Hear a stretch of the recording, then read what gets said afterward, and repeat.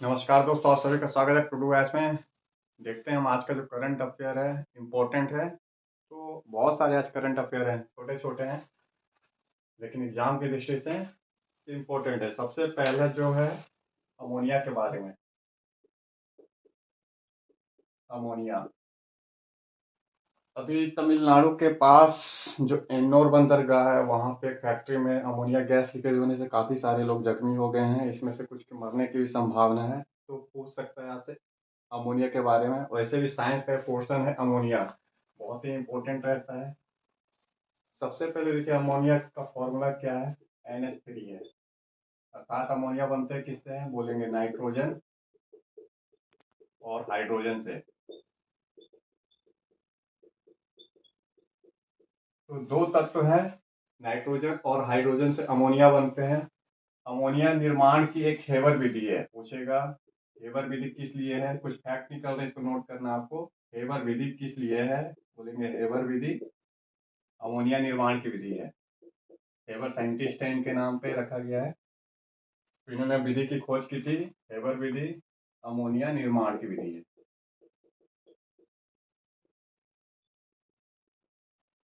Ammonia क्या है, बोलेंगे अमोनिया गैस है। लेकिन गैस, ये अमोनिया गैस है, गैस से द्रव में भी कन्वर्ट हो जाता है अमोनिया। अगर अमोनिया को गैस से द्रव में कन्वर्ट करना रहता है तो इसके लिए तापमान बहुत ही कम चाहिए। -33 डिग्री से कम तापमान की आवश्यकता होती है। तो जो तापमान है वह माइनस में चाहिए अमोनिया गैस से द्रव में बदलने के लिए। तो गैस फॉर्म से लिक्विड फॉर्म में बदल जाता है। और जो पाइपलाइन है, पाइपलाइन के जरिए ये ट्रांसपोर्ट होता है।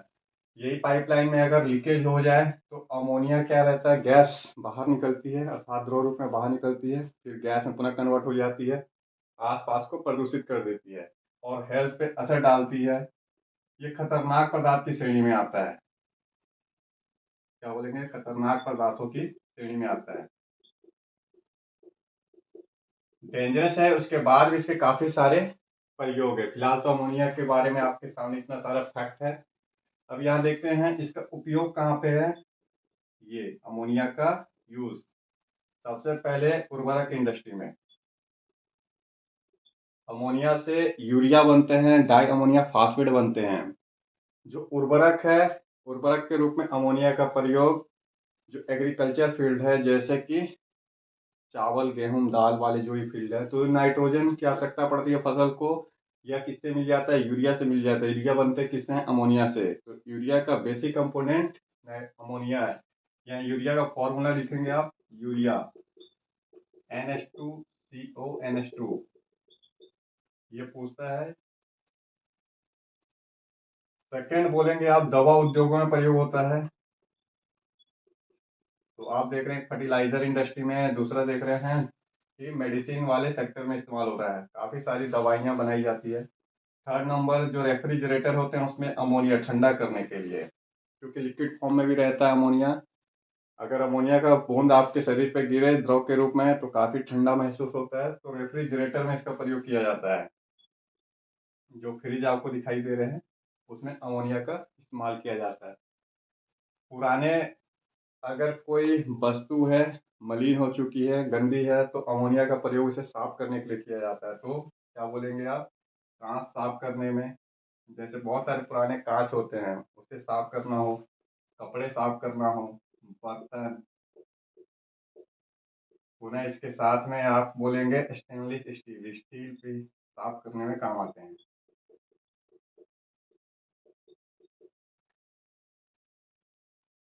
तो ये तो है।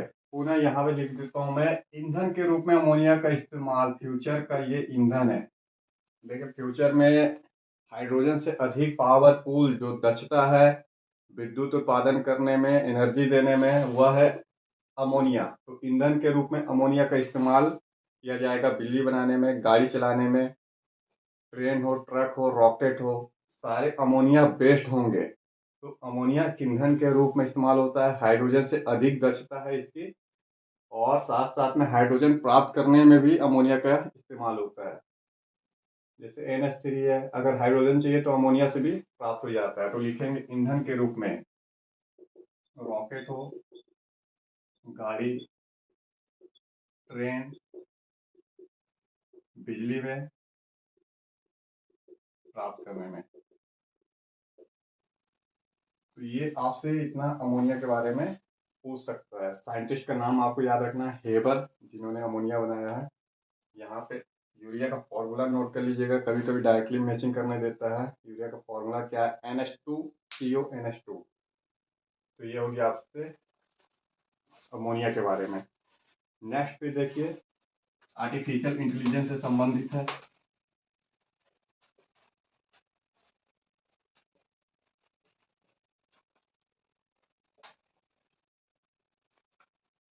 आर्टिफिशियल इंटेलिजेंस, फिर से एक बार नाम आ रहा है, AI।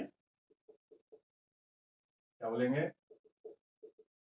आर्टिफिशियल इंटेलिजेंस अर्थात कृत्रिम बुद्धि।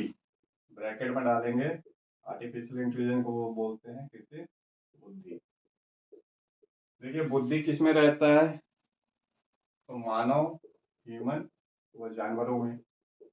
इनके पास जो ब्रेन है, बुद्धि है, इंटेलिजेंस, ये बुद्धि। ठीक इसी तरीके से अगर मशीन के पास बुद्धि आ जाए, मशीन भी अपने आप काम करने लगे, सोचने लगे, विचार करने लगे और किसी भी काम, टास्क को एग्जीक्यूट करने लगे, तो उसे बोलते हैं आर्टिफिशियल इंटेलिजेंस।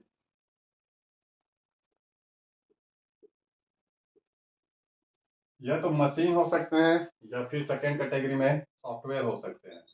कुछ ऐसे सॉफ्टवेयर डेवलप कर लीजिए जो अपने आप क्या करे, आपका तो मनुष्य की बुद्धि की तरह काम करे, फंक्शन करे, कि आपके कामों को पूरा कर दे। इससे काम आसान हो जाते हैं, कम समय में एक दक्षतापूर्ण काम हो जाते हैं।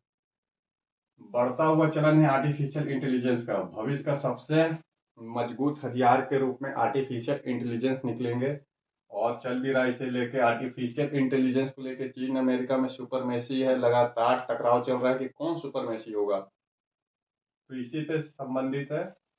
फिलहाल आपको ये समझना है आर्टिफिशियल इंटेलिजेंस कैसे काम कर रहे हैं और कैसे रहा है। देखिए इसके लिए बहुत सारा डाटा चाहिए रहता है आर्टिफिशियल इंटेलिजेंस के लिए।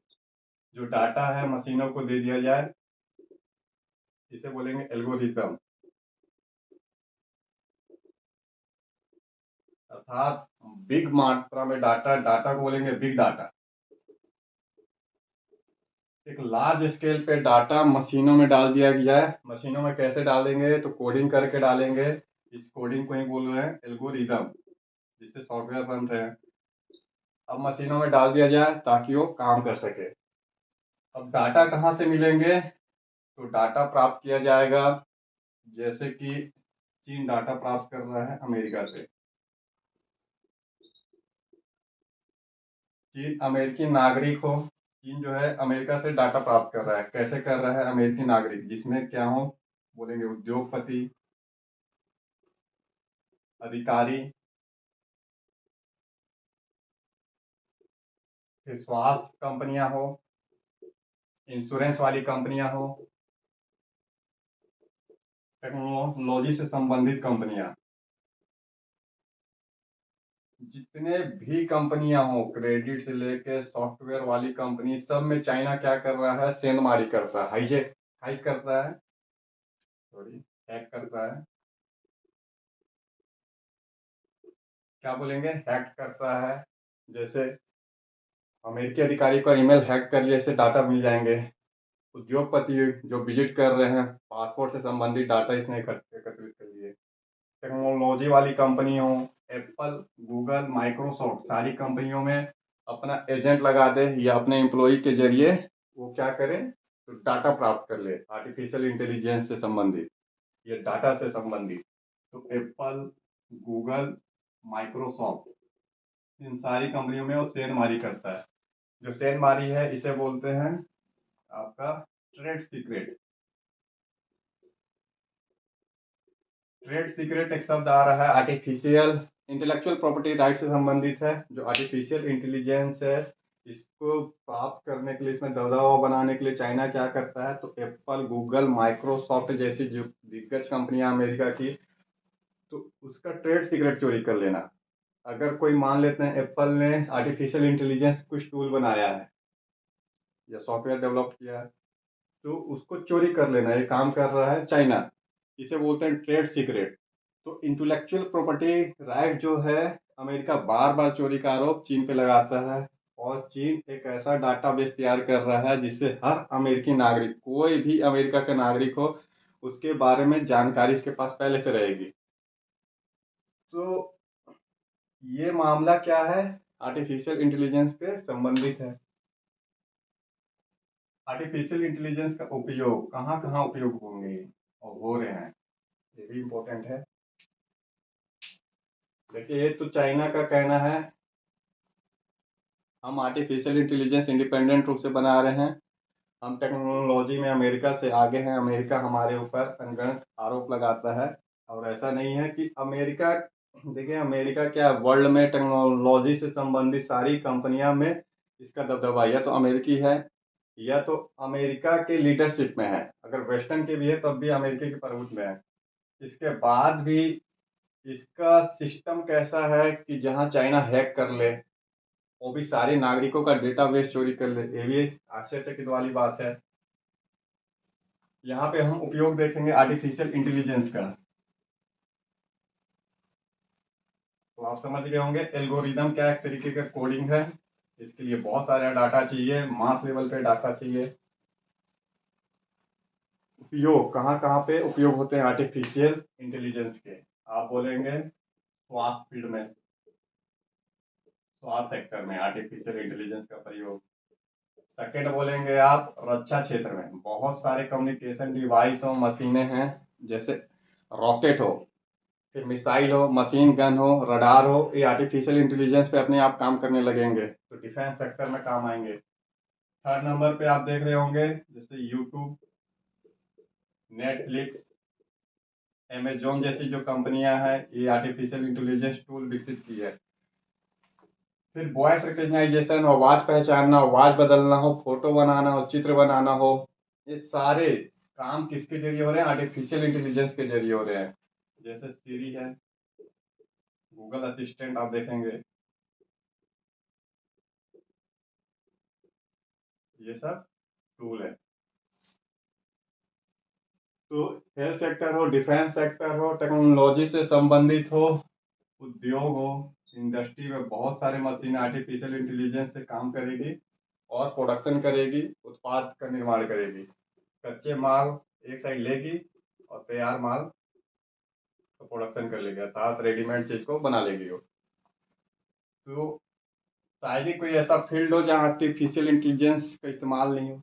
सवाल है कि बड़े लेवल पे डाटा कैसे इकट्ठा किया जाए, उस डाटा को कैसे सुरक्षित किया जाए। ये डाटा,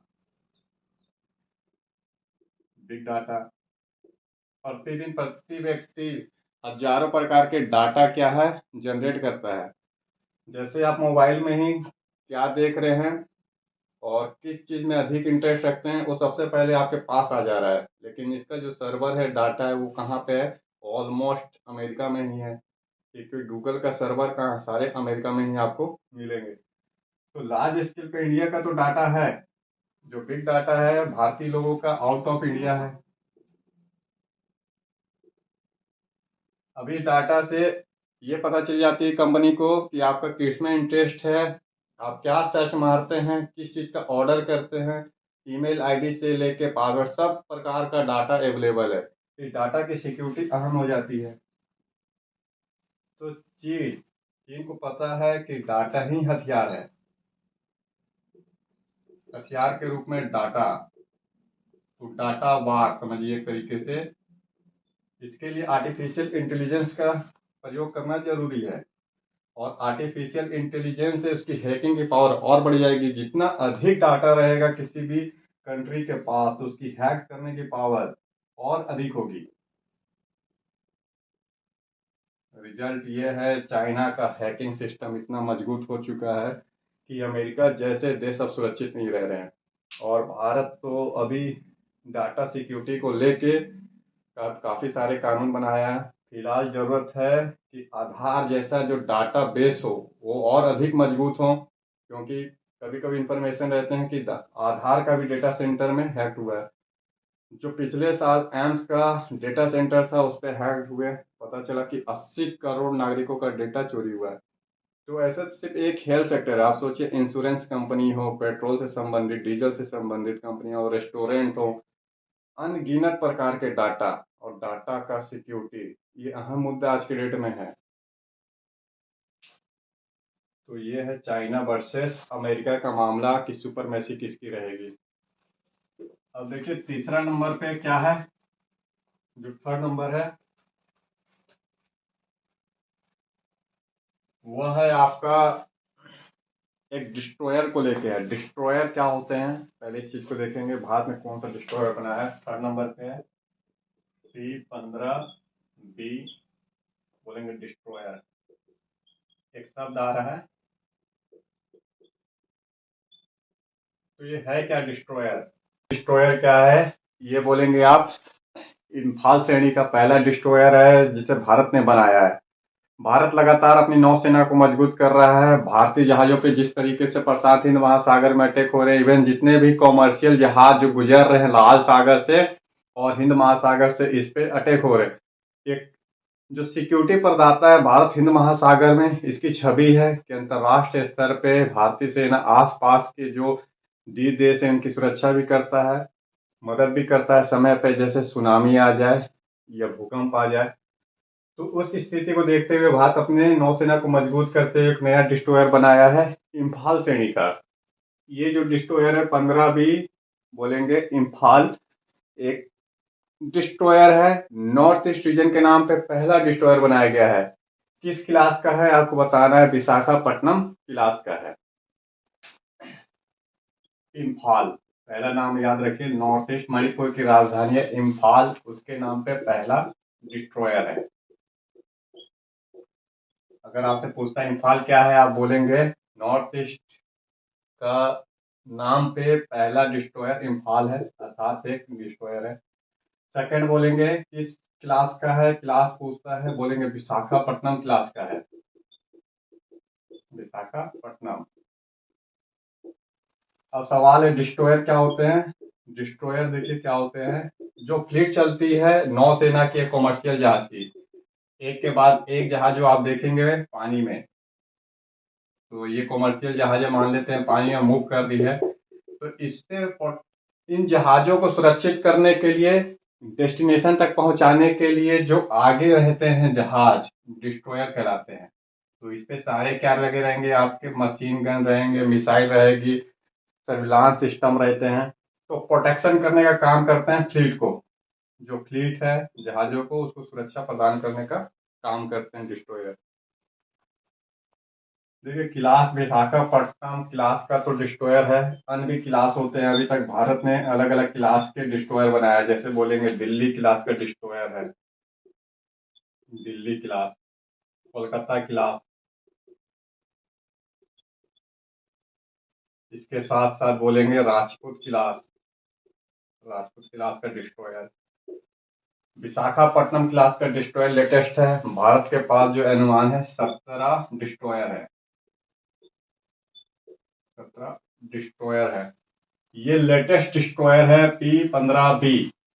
और P-15B क्या बोलेंगे, जो डिस्ट्रॉयर है मिसाइलों से लैस है, सरफेस टू सरफेस मिसाइल है, एयर टू सरफेस मिसाइल है, एंटी सबमेरीन मिसाइल है, सर्विलांस सिस्टम से लैस है, निगरानी करने वाला जो सर्विलांस सिस्टम है।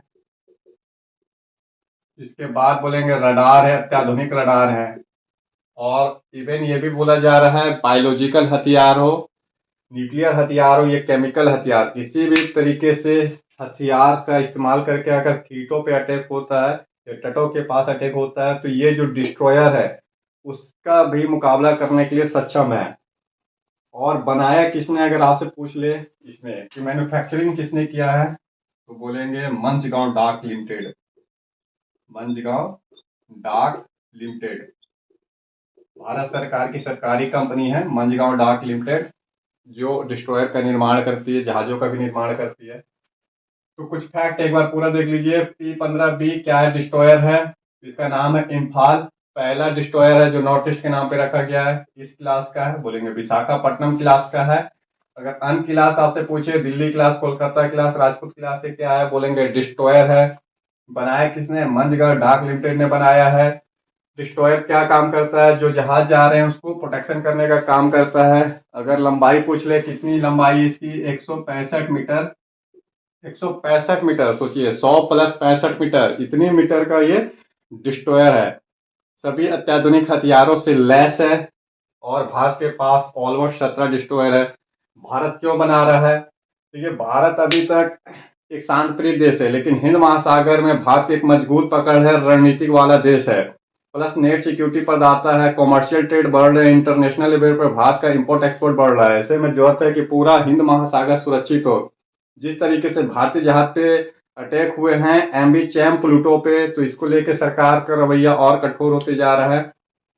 अमेरिका अगर अपने जहाजों को सुरक्षित कर सकता है, चाइना अपने जहाजों को सुरक्षित कर सकता है, डिस्ट्रॉयर पनडुब्बी भेज सकता है, तो ऐसे में भारत क्यों ना? तो भारत तो हिंद महासागर में एक ऐसी जगह है जहां पे कभी भी वो यूरोप और चाइना का जो कनेक्टिविटी है डिस्कनेक्ट कर सकता है। मलक्का स्टेट को बंद करके साथ साथ में बाब अल मंडप पे, क्योंकि जिस जगह भारत है उस जगह किसी भी राष्ट्र की नौसेना इतनी मजबूत स्थिति में नहीं है जितना भारत है। फिलहाल समझना होगा भारत को अपनी पोजीशन, स्ट्रेटेजिक लोकेशन को लेके। तो आज का बस इतना ही है, फिर मिलेंगे हम नेक्स्ट क्लास में। बने रहिए टू डू के साथ।